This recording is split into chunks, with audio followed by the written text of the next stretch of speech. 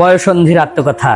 গতকালও আমি ছিলাম একেবারে শিশু, আজ হঠাৎ সবাই বলছে তুমি বড় হয়ে গেছো, কিন্তু আমি নিজেই বুঝতে পারছি না আমার ভেতরে কি হচ্ছে। শরীর বদলাচ্ছে, মন বদলাচ্ছে, অনুভূতিগুলোও যেন নতুন হয়ে উঠছে। আমি কে?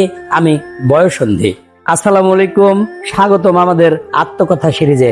আজকের পর্বে আমি নিজেই আমার গল্প বলবো, একটি সময়ের গল্প, যে সময় একজন শিশুকে ধীরে ধীরে একজন পরিণত মানুষের পথে এগিয়ে দেয়। চলুন শুনি বয়সন্ধির আত্মকথা।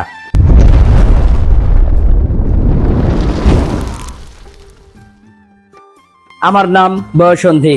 আমি জীবনের এমন এক সেতুবন্ধন যেখানে শৈশব ধীরে ধীরে বিদায় নেয় আর নতুন এক ভবিষ্যতের দরজা খোলে।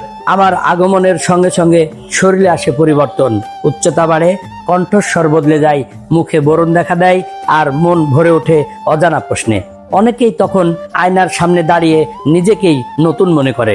ছোট ছোট বিষয়েও মন খারাপ হয়, আবার সামান্য আনন্দেও মন ভরে যায়। এটাই আমার স্বভাব। অনেক সময় মানুষ আমাকে ভুল বোঝে, কেউ ভাবে আমি সমস্যা, কেউ ভাবে আমি দুর্বলতা, অথচ আমি প্রকৃতির সবচেয়ে স্বাভাবিক পরিবর্তনগুলোর একটি।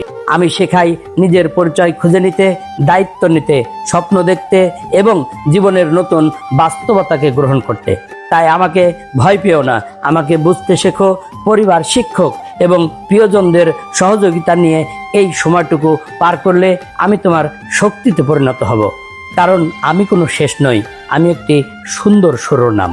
যদি এই আত্মকথাটি আপনার হৃদয় ছুঁয়ে যায় তাহলে ভিডিওটিতে একটি লাইক দিন, কমেন্টে জানান আপনার বয়সন্ধির সবচেয়ে স্মরণীয় অভিজ্ঞতা কী ছিল। আর এমন আরও ব্যতিক্রমী আত্মকথা পেতে পেজটি ফলো দিয়ে রাখুন, এবং যারা ইউটিউব থেকে দেখছেন তারা চ্যানেলটি সাবস্ক্রাইব করে পাশে থাকা বেল আইকনটি অন করে রাখুন। আজকের মতো এখানে বিদায়, আবার দেখা হবে নতুন একটি আত্মকথা নিয়ে। ততদিন পর্যন্ত ভালো থাকুন, সচেতন থাকুন এবং নিজের জীবনের প্রতিটি পরিবর্তনকে ভালোবাসতে শিখুন। আল্লাহ হাফেজ।